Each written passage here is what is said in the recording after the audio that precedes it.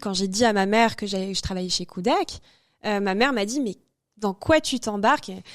Qu'est-ce que tu es en train de me faire? C'est n'importe quoi, cette génération. Et là, peut-être qu'elle va nous regarder et peut-être que vous pouvez mettre ça dans la vidéo. Mais et maintenant, j'ai réussi et c'est peut-être la seule fois de ma vie où j'ai réussi à la contredire. En fait, on est en télétravail, mais on se connaît. On a un vrai esprit d'équipe. Moi, j'ai jamais autant connu mes Kudak et je me suis jamais autant éclatée que là dans une entreprise en 100% télétravail.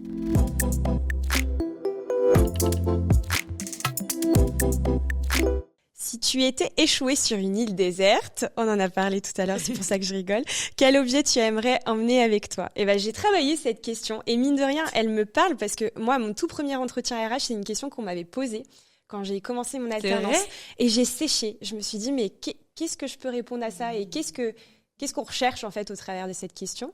Et je me souviens avoir répondu à un truc, c'était un livre. Je suis très attachée à un seul bouquin qui s'appelle le parfum de Susskind. C'était le tout premier bouquin en fait que j'ai lu.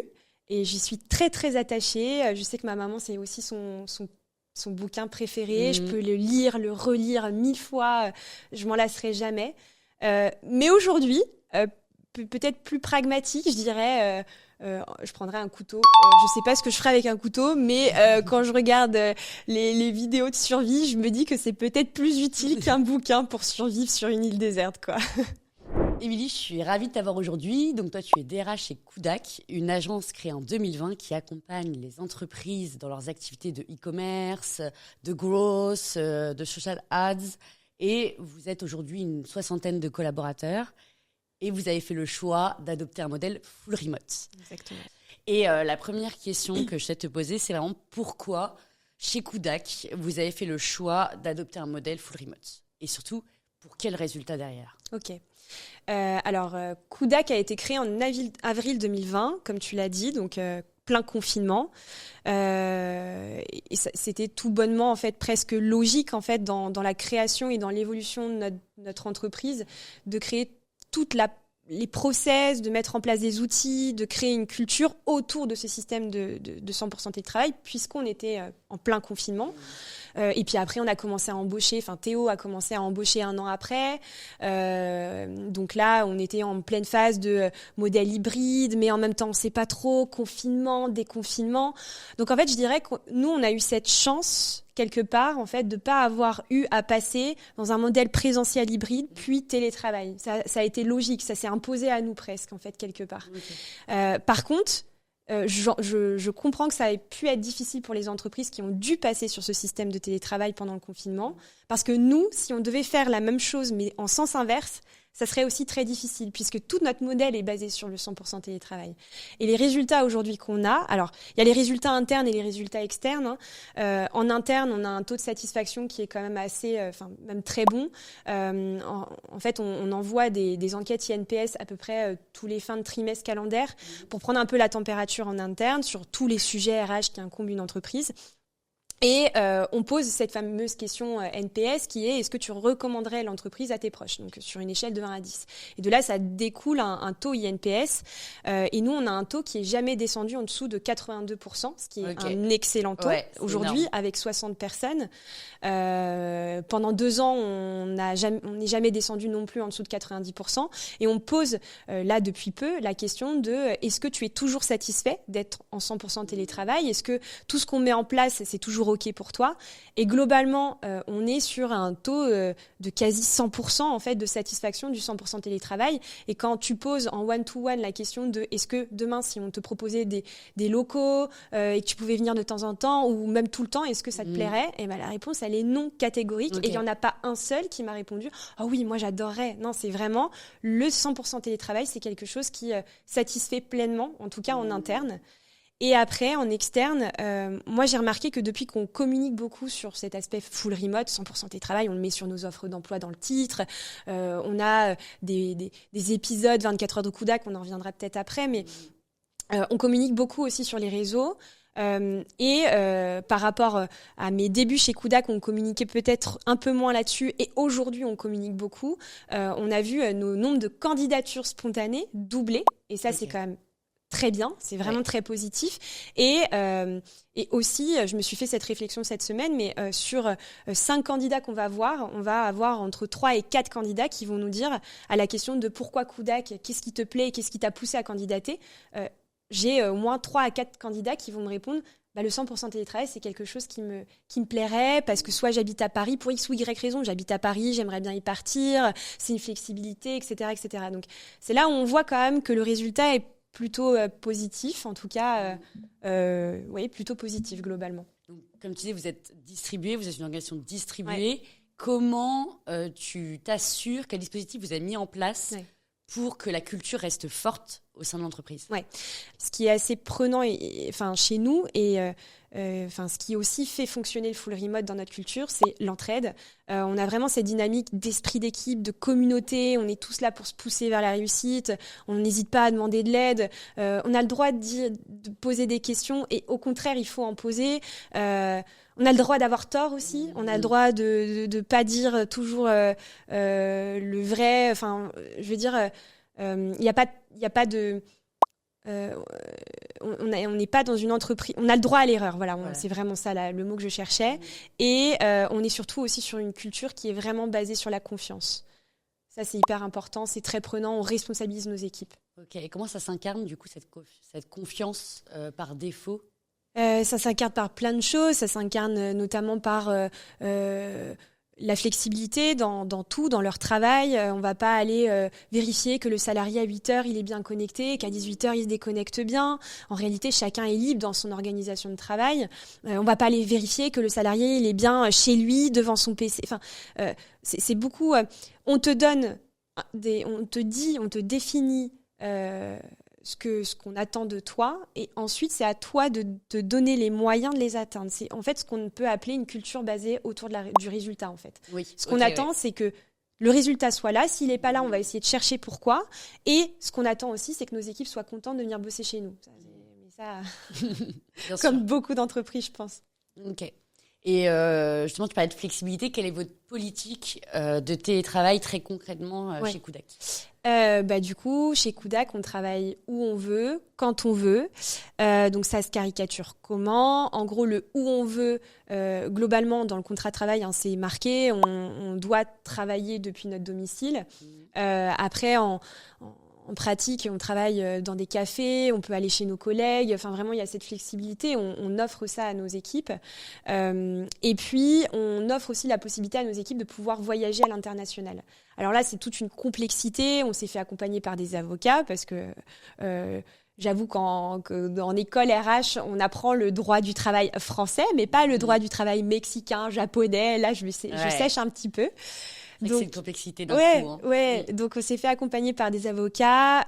Donc on a toute une procédure pour le télétravail à l'étranger qui est bien définie dans une charte télétravail et qui est communiquée aux nouvelles personnes et aux personnes, puisqu'on fait des piqûres de rappel assez régulièrement en interne aussi là-dessus. Donc ce qui existe aujourd'hui, c'est prévenir le manager et la RH un mois avant le départ. Ça va, juste pour qu'on puisse préparer le départ. On va avoir aussi toute la partie administrative, faire les déclarations auprès des organismes pour la protection du salarié, pour qu'il puisse aussi continuer à cotiser en France. Des avenants au contrat pour le protéger aussi et protéger l'entreprise. Et on va vérifier que le salarié, il est bien à jour dans les papiers, donc il a bien ses autorisations de travail, visa, qu'il a bien aussi pris une assurance qui est bien sûr pris à sa charge puisque c'est à sa demande qu'il part à l'étranger. Et donc moi, je vérifie que l'assurance, elle prend bien en charge certains frais santé, le rapatriement si besoin et toutes ces choses. Et on a aussi une règle sur la durée en fait qui est assez limitée. C'est pas plus de 6 mois sur une année civile pour une question de fiscalité et aussi pas plus que 3 mois consécutifs. Ça veut dire ils reviennent même 24 heures sur la métropole et ils peuvent repartir, mais c'est juste la règle qu'on a imposée pour faciliter toute la paperasse et voilà. Ok. Et sur cette partie flexibilité des horaires. Ouais. Comment c'est instauré concrètement au quotidien? Ouais, le quand on veut, c'est vrai que je ne l'ai pas abordé. En gros, on n'a pas d'horaire de travail bien figé, bien défini. Chacun travaille quand il en a envie. On en a qui sont très productifs le matin très tôt. En plus, on est dans une boîte où il y a beaucoup de créativité. Donc, la créativité, ça vient pas entre 8h et 18h du lundi au vendredi. Bon, soit de toute façon, on travaille nous du lundi au vendredi, c'est la norme basique, tout le monde le fait, tout le monde respecte ça. Après, pour les horaires de travail, on va pas aller le vérifier. Moi, je vais pas aller vérifier qu'à 9h, chaque personne est bien connectée et qu'à 18h, tout le monde est bien parti. Donc là-dessus, on fait vraiment confiance. Par contre, il y a quand même une règle qu'on a mis en place pour faciliter la déconnexion, c'est ne pas se parler de travail et via les outils qui sont mis en place par Kudak, avant 8h et après 18h, les jours ouvrés, interdiction, jours fériés, faire attention aussi à nos collègues qui sont en congé. Donc vous avez beaucoup de flexibilité chez Kudak, mais comment vous arrivez quand même à maintenir ce collectif? Quels rituels vous avez mis en place et comment vous les avez fait évoluer en fonction de votre masse salariale au fil des années? Ouais, ça c'est une excellente question puisque les rituels qui existent aujourd'hui ne sont absolument pas les mêmes. Quand je suis arrivée il y a 3 ans et demi chez Kudak, on était 10. 10 et là aujourd'hui on est 65. Waouh, incroyable. Et donc si je peux te faire une temporalité, en gros, quand je suis arrivée chez Kudak, on avait cette spontanéité en fait presque facile parce qu'on était 10 dans les rituels qu'on mettait en place. Donc on avait des pauses café sous forme de stand-up le matin, on avait des pauses café l'après-midi où là on faisait des jeux, on parlait de tout, de n'importe quoi, donc suivant nos humeurs, les goûts, les couleurs des personnes. Enfin voilà, c'était très spontané, c'était peut-être plus naturel, mais parce que c'était plus possible de le faire quand on était 10. On avait aussi plus d'événements en fait informels comme des after-work le soir parce que toute l'équipe était à ce moment-là basée à Paris, mais c'était les débuts de Kudak. Aujourd'hui, maintenant, on est vraiment partout en France. Donc aujourd'hui, et c'est un benchmark que j'ai fait en septembre-octobre pour revoir la stratégie parce que moi je suis assez tenace. Là, cette pause café, j'y tenais, elle marchait, donc pourquoi elle marche plus? Je tentais plein de choses et puis au final, j'ai dû faire le deuil de cette pause café et revoir un petit peu la stratégie des rituels qu'on mettait en place chez Kudak. Donc on a 2 parties. La première, c'est les rituels plutôt à distance où là l'idée c'est de créer du lien au sein même d'une business unit, au sein même d'une équipe. Donc là, les responsables de BU avec leur équipe vont créer leurs propres rituels parce que les besoins sont pas les mêmes, les tempéraments sont pas les mêmes. Moi, ce qui va exister dans ma BU support, ça va pas être les mêmes rituels à distance que dans la BU linker. On va avoir toujours les stand-up, on va avoir des points de veille, on va avoir des points insight. Ça peut être plein de choses, mais c'est adapté à la business unit. Okay. Et c'est vraiment pour créer du lien au sein d'une business unit. Et ensuite, on a toujours ces événements physiques qu'on organise, donc 2 fois par trimestre minimum. Donc on a le Work in Paris, où en gros on se retrouve sur 24 heures à Paris, after work avec les clients. Là, la semaine dernière, on était au Panama Art Café avec nos clients, c'était génial. Et puis le lendemain, on s'est retrouvé à 5 ans dans un cowork, à faire de la méditation pendant 1 heure, à papoter de tout et de rien. Ça, c'est en plein milieu d'un trimestre calendaire. Et on a les team building phares de Kudak en fin de trimestre calendaire pour faire la fête sur 2-3 jours tous ensemble. Et là, l'objectif de ces événements physiques, c'est de créer du lien au sein de Kudak et non plus uniquement au sein de la business unit. Ok. Que ce soit beaucoup plus transverse, qu'il y ait vraiment des relations inter-équipes qui se créent, quoi. Exactement. D'accord. Comment ces rituels qui ont été instaurés à l'échelle des BU, à l'échelle globale de l'entreprise, comment vous vous assurez qu'ils sont vraiment adaptés aux besoins et aux attentes des collaborateurs? Et ça, c'est une très bonne question parce qu'en plus, depuis septembre, on le met en place. On a revu, comme je disais, du coup, toute cette stratégie de dynamique collective et la stratégie sous 2 parties. Et donc, on a ces enquêtes INPS qu'on met en place, qu'on envoie chaque fin de trimestre avec une analyse approfondie de tous les résultats qu'on a. Bien sûr, on les communique à la fois aux managers, mais aussi aux équipes. Et en fait, quand on identifie quelque chose à travailler, c'est pendant nos événements qu'on les travaille. Je caricature avec un exemple qui sera peut-être plus concret que ce que je suis en train de dire. Par exemple, à un moment donné, on était en période de Black Friday, de Noël, donc une période qui peut être très stressante dans des agences comme les nôtres de publicité. Donc, on a pu le ressentir dans l'enquête qu'il y avait un peu plus de stress qu'avant, que dans les précédentes enquêtes. Et donc, on s'est dit comment on peut les aider, comment on peut les accompagner à souffler un peu, à se détendre un petit peu après coup, en fait, après cette situation qui a été une situation de rush, en fait, finalement. Et ce qu'on a fait pour l'événement qui suivait, c'était d'organiser une session de méditation pour justement qu'ils apprennent à canaliser leurs émotions, pour avoir les bonnes techniques de respiration, parce qu'il y avait aussi une session sophrologie. Après, dans ce moment-là aussi, dans l'événement qu'on organisait, on a essayé d'éviter des temps de rush aussi. On a essayé d'avoir des timings un peu plus longs, des temps libres, beaucoup plus présents que dans les précédents événements, juste pour leur dire, ok, vous êtes là pour souffler, vous êtes là pour passer du bon temps ensemble. Le boulot, on reviendra dessus plus tard. La période est passée, soufflez un peu, bravo à tous. Ouais, c'est génial. C'est génial d'utiliser la data et l'analyse de données pour justement réagir directement et surtout dans un cadre de séminaire en présentiel ou ce genre de choses. Top. Et donc vous, chez Kudak, donc vous êtes plutôt une population de salariés relativement jeune par rapport aux entreprises classiques avec une moyenne d'âge de 28 ans. Néanmoins, aujourd'hui, il y a beaucoup d'entreprises qui se disent « Ah non, des profils juniors en télétravail, c'est pas possible. C'est des profils qui sont pas forcément adaptés à ce mode de travail. » Toi, qu'est-ce que tu en penses ? En vrai, j'entends totalement ces avis-là, mais je suis pas forcément d'accord. Je pense pas que le télétravail, ce soit une question d'âge ou pas d'âge, ou d'expérience ou pas d'expérience. Encore une fois, moi, je pense que c'est plutôt un mindset, en fait. C'est vraiment un mindset, et je peux même l'illustrer avec l'expérience qu'on a chez Kudak. Puisqu'on a vu tous les cas de figure possibles avec des personnes qui avaient 10, 20 ans d'expérience et qui pourtant, arrivés chez Kudak, se sont absolument pas épanouis dans ce modèle-là, et d'autres qui se sont épanouis. Et au contraire, on a des jeunes aujourd'hui dans notre boîte qui s'épanouissent pleinement aussi en télétravail, à qui on fait confiance, qui sont très performants, enfin qui atteignent les résultats. On a des apprentis qui ont 21 ans, qui ont été embauchés en octobre dernier en CDI et qui franchement s'éclatent dans ce modèle-là et dont on est très content de leur travail. Donc je ne pense pas que ce soit une question d'âge. C'est vraiment une question de personnalité, de mindset. Et aussi, je pense, de la situation, de l'environnement dans lequel on est, etc. Ok. Et comment vous évaluez l'aptitude justement à travailler à distance des candidats ? Quel dispositif vous avez mis en place ?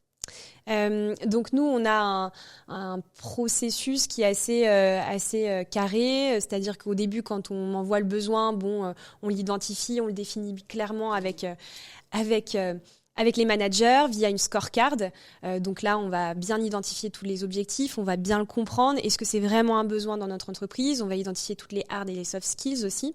Et puis, quand on va lancer le recrutement, on va avoir plusieurs étapes. Donc, on va avoir la première étape avec la RH où nous, on va creuser aussi cette qualité à télétravailler. C'est important.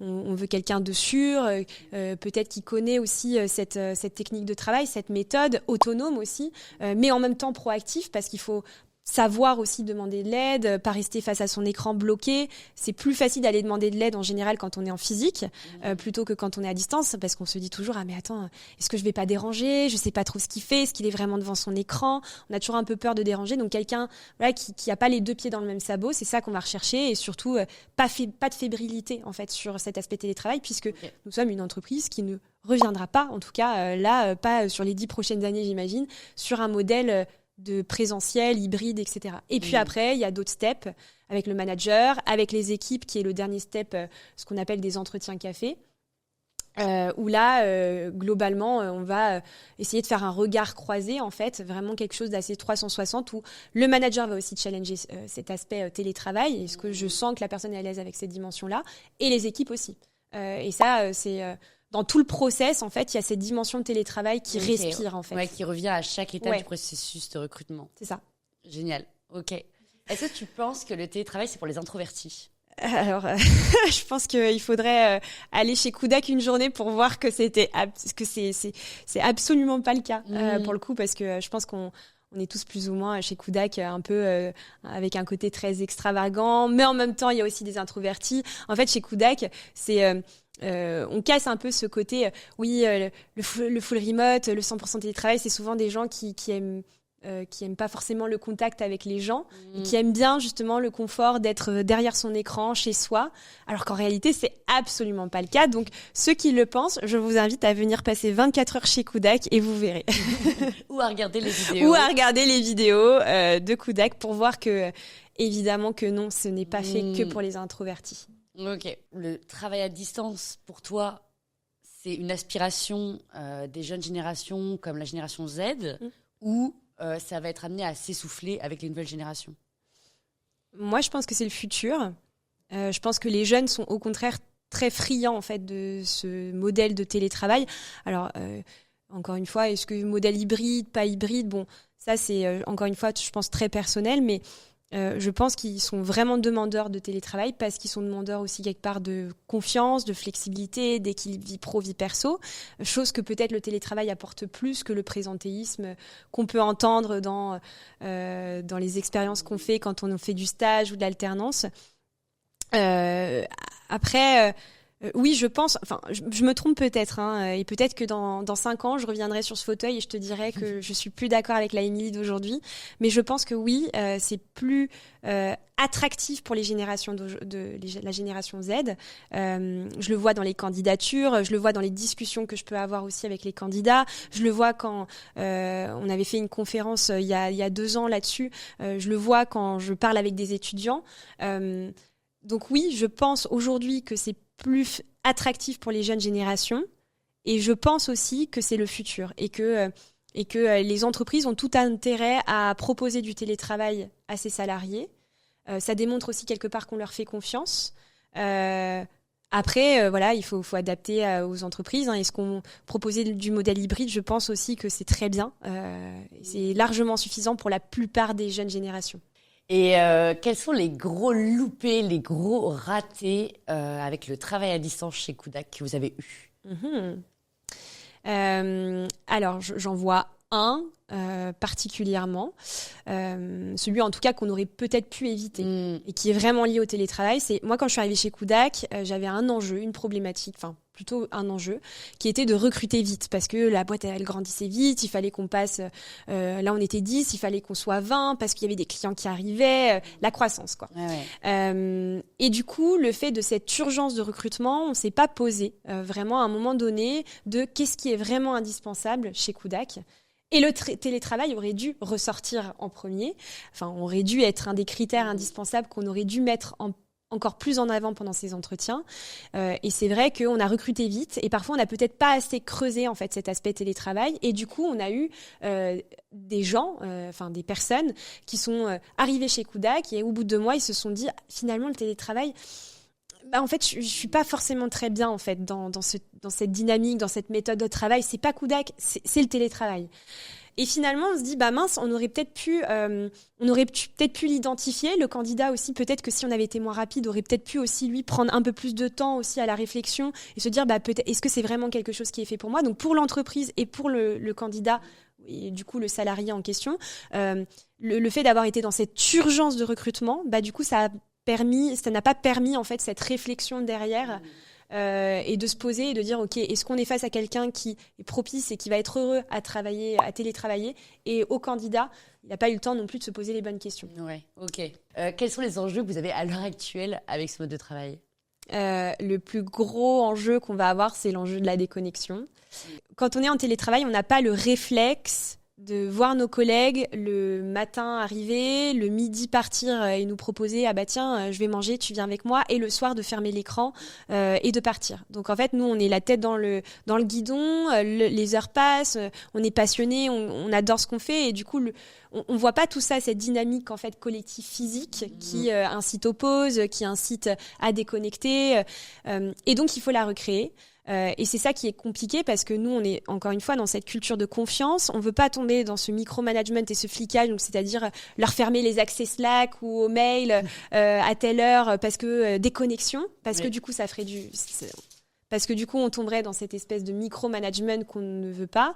Mais en même temps, il faut trouver ce juste équilibre entre, OK, on veut garder cette confiance de nos équipes, mais en même temps, on veut aussi qu'ils déconnectent parce que c'est important pour eux, pour leur bien-être mental, pour leur créativité, leur productivité. Enfin, la déconnexion, c'est un rapport win-win, en fait, pour le salarié, mais aussi pour l'entreprise. Oui. C'est comme ça qu'il faut le voir. Donc, C'est un gros enjeu, ça le sera éventuellement aussi toujours finalement, parce qu'il faut créer des dynamiques. Donc ce qu'on met en place là, c'est des journées together pour sensibiliser les équipes, pour déculpabiliser aussi les nouvelles personnes qui arrivent et qui ont envie de bien faire, qui ont envie de montrer qu'ils sont toujours connectés. Cette culpabilité aussi parfois de voir ses collègues toujours connectés sur Slack à je sais pas, à 19h et de se dire ah bah pourquoi moi à 19h j'ai fini ma to-do quoi. Et parfois il y a un peu cette part de culpabilité. Et donc nous on essaye de casser ça en disant non mais vous êtes pas avec vos collègues, vous savez pas comment il s'est organisé dans sa journée, ça se trouve en plein milieu de sa journée il allait faire un musée, un rendez-vous médical et après il reprend le boulot juste après, ou peut-être qu'il est juste sur son PC à faire autre chose que du travail, en train de regarder une vidéo Netflix. On n'est pas avec nos collègues, donc déculpabilisez, soyez beaucoup moins exigeants avec vous-même et surtout on n'est pas là pour fliquer quoi, on n'est pas là pour dire ah bah tiens un tel et s'est déconnecté à 18h, attention quoi. Non, c'est vraiment pas la culture de la boîte.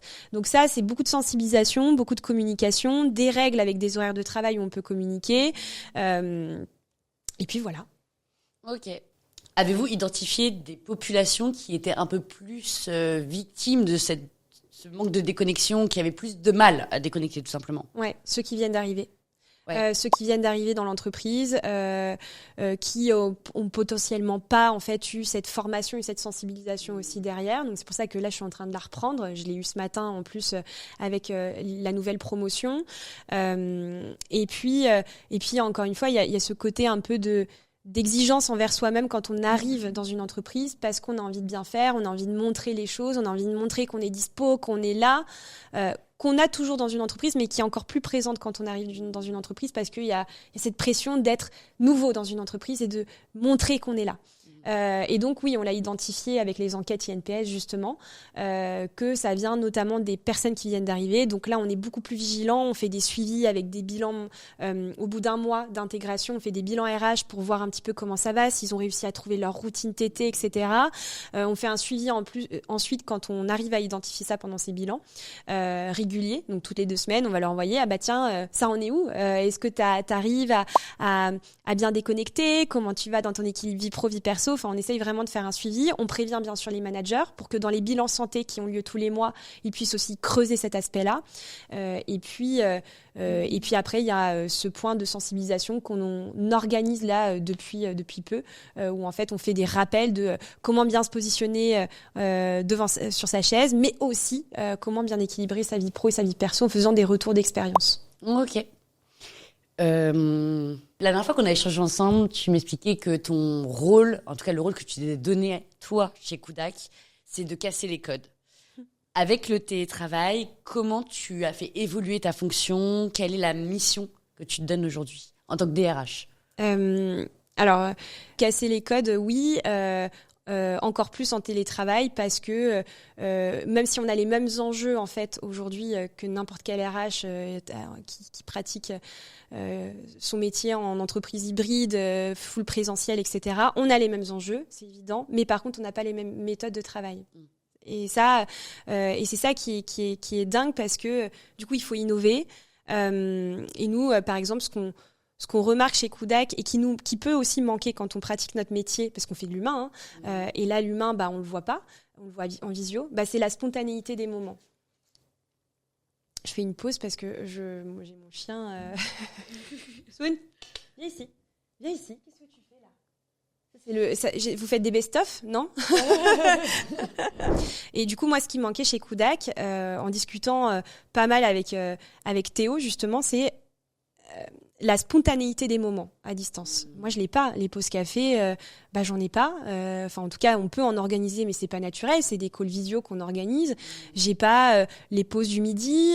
J'ai pas non plus mes collègues qui viennent taper à ma porte de bureau parce qu'ils voient que je suis pas que je suis dispo. Ah bah tiens, on va aller voir la RH donc. On n'a pas tout ça. Donc, ça manque, en fait, quand on est RH en distance. Et donc, c'est là où il faut trouver un peu la parade, entre guillemets, pour casser un peu ce manque de spontanéité. Et nous, on a mis 2 choses en place qui ont très bien marché. Alors, on tente encore plein de choses, hein, mais il y a vraiment 2 actions phares chez nous qui ont bien marché. C'est les bilans RH qu'on organise tous les 6 mois. Donc, c'est du one-to-one avec chaque personne. On leur envoie une invite 3 mois avant. On communique très peu dessus parce que si on communique, ils préparent. On leur envoie pas de trame. Et là, les derniers, c'était en janvier. Et franchement, ça a plutôt bien marché parce que j'étais face... donc, c'est des calls de 30 minutes. J'étais face à mes collègues qui, finalement... étaient dans la spontanéité du moment, me parlaient de ce dont ils avaient envie, de ce dont ils avaient besoin, et c'était ça que je recherchais. Et la deuxième chose, c'est je peux pas vous voir, bah ok, je vais venir vous voir, je vais venir vous rencontrer. Donc je fais un petit tour de France. Je suis allée à Strasbourg, je suis allée à Lille, là je vais peut-être descendre à Nice, je vais faire Paris aussi, je vais aller à Bordeaux. Bref, on a plein de projets, donc c'est que je prends juste mon chien, ma caméra, et puis je vais à leur rencontre. Donc bien sûr, je leur demande les autorisations. Est-ce que ça t'embête que je te filme chez toi? Si c'est non, bah c'est non. Mais c'est l'occasion de les rencontrer, de passer un moment en physique avec eux, d'en savoir plus aussi, hein, parce qu'on rentre aussi quelque part dans leur intimité, donc on en apprend toujours plus, d'avoir des moments aussi du coup naturels, parce qu'on prend le café, on prend un petit verre en fin de journée, etc. Et en même temps, ça me permet d'avoir des rushs que je monte ensuite après pour pouvoir le communiquer en interne et le présenter aux équipes. Ouais. Donc en fait, ça casse ce truc de cette présentation qu'on fait au onboarding où on pose des questions. Là, c'est vraiment je filme le quotidien de ton collègue. Voici qui c'est. Et donc, c'est un peu le double objectif atteint parce que moi, ça me permet de casser un peu cette barrière et d'en apprendre plus. Et ça permet aussi, in fine, du coup, en montage vidéo, quand je les publie, d'en apprendre plus aussi sur nos collègues. Et ça, c'est très chouette. Merci en tout cas beaucoup pour cet échange, pour nous avoir présenté Kudak, qui est le télétravail façon Kudak pour le coup. Merci pour tout. Merci à toi. Merci à toi. Merci pour l'accueil et merci d'avoir pensé à nous. Quand tu étais jeune, enfant, ado, quel métier tu voulais faire ? Quel métier je voulais faire, moi ? Je pense que c'est le truc bateau, maîtresse, vétérinaire, un peu perdu. Tous les jours, je changeais. Quand j'étais ado, je voulais faire du marketing. Je me suis même orientée vers ça. Enfin, je me suis orientée vers marketing communication. Mais en fait, je pense que c'était pas quelque chose que je voulais faire. C'était plutôt quelque chose que ma mère voulait que je fasse. Okay. Parce que je me posais pas les questions. Au lycée, on me demande post-bac, il faut faire sur format sup, je crois, c'est quelque chose que je sais plus comment ça s'appelle. Il faut faire les inscriptions, les demandes aux écoles, etc. Moi, j'y comprenais rien. Je suis mes copines, je vais en fac de droit. Qu'est-ce que je vais faire de ma vie ? J'en sais rien. T'arrives en fac, on te dit regarde à côté de toi, à droite, à gauche, dans 6 mois, tu seras toute seule. Ok, ça incroyable. Et ben finalement, c'est moi qui suis partie de la fac. Et puis, en fait, qu'est-ce que je fais de ma vie ? Qu'est-ce que je fais ? Je me suis pas posé la question. En fait, je me la suis jamais posée quand j'étais ado. C'était pas une question pour moi importante. Et puis, arrivé en études supérieures, ça te prend en pleine face. Et puis, ma mère qui me dit, je te verrai bien. Dans le marketing, la com, tu parles bien, t'as fait 7 ans de théâtre. Alors ça, elle adore dire que j'ai fait 7 ans de théâtre. C'est le critère. Ouais, t'as fait 7 ans de théâtre, tu serais fantastique en communication. Oui, tu as raison, maman. Mais j'aime bien quand même la RH. Oh non, la RH, l'admin. Et puis à ce moment-là, on a tendance à se dire qu'on a peut-être tort, on n'a pas confiance en soi. Moi, j'écoute ma mère, en fait. Et j'y vais et j'ai pas aimé. j'ai pas aimé et après je me suis dit ok, cette fois-ci j'y vais, je fonce et je vais prouver à ma mère qu'elle a tort. Ouais, morale de l'histoire, ne jamais écouter ses parents. Ouais, en fait ils essayent, je pense qu'ils essayent de nous protéger, enfin c'est même ça, c'est de la protection, ils ont envie de nous qu'on soit en sécurité financière et c'est tout à fait normal. Et ils ont envie aussi qu'on s'éclate dans notre job. Donc elle pensait la RH, l'admin. Quoi ? Qu'est-ce que t'es en train de faire, Émilie ? N'importe quoi.